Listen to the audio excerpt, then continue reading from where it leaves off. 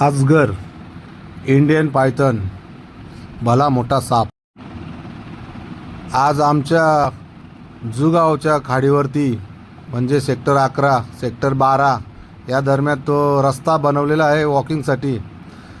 त्या रस्त्यावर आज एवढा मोठा अजगर पकडला, जवळजवळ 8-9 फुटाचा होता आणि तुम्ही बघू शकता किती जाड आहे तो.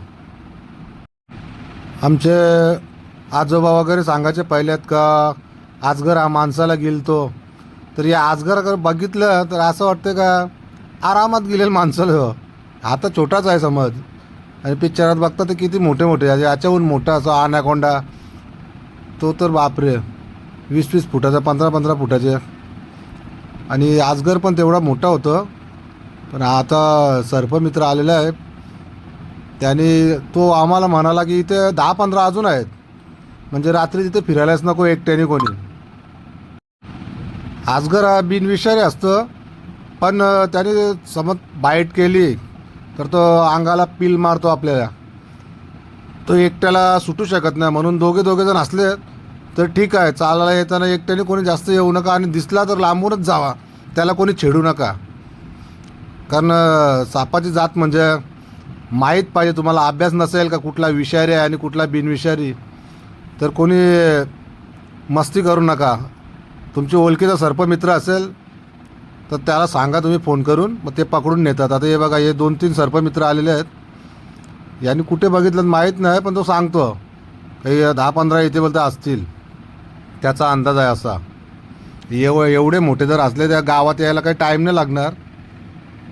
सर्व गावातले लोक तिथेच चालायला जातात वॉकिंगला. बघा किती मोठा आहे, अंगावर पण येतं. सर्पमित्र पण घाबरतं, त्याच्याजवळ स्टिक आहे तरीसुद्धा घाबरते तो. चावला तर चावतो मजबूत, फक्त काय बिनविषारी आहे म्हणून जरा टेन्शन नाही. पण कशाला मस्ती, व्यवस्थित पकडून न्या आणि सोडा तिथं गवली देवाच्या इकडं MIDCच्या एरियात डोंगरावरती.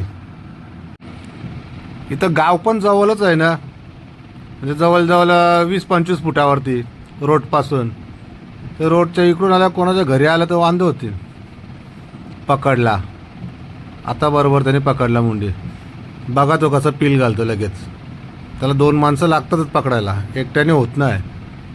पकडायची माहीत नसेल तर गेला समजा, चावलाच. तो बघा कसं पकडतो, प्रॅक्टिस आहे त्याला. तरी त्याच्या हाताला गुंडाळला. तो एक त्याचा दुसरा मित्र आहे सर्पमित्र. हे बघा, अशी माणसं असते ना 2-4, मग बिंदास पकडू शकतं.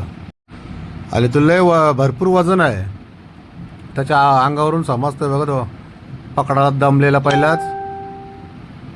आणि आता गोणी आणले त्यांनी, ती बघा गोण, तर गोणीत भरून डायरेक्ट MIDCच्या जंगलामध्ये सोडतील. पण मित्रांनो, तुम्हाला कधी असं दिसला तर तुमच्या ओळखीचं कोण असेल सर्पमित्र, त्याला फोन करा.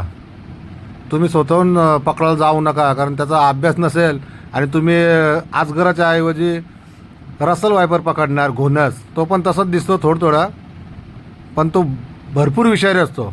अशा खंडातला विषारी साप म्हणजे तो घोणस, आपला कोब्रा आणि मण्यार, या 3 सापांपासून सावधान राहा.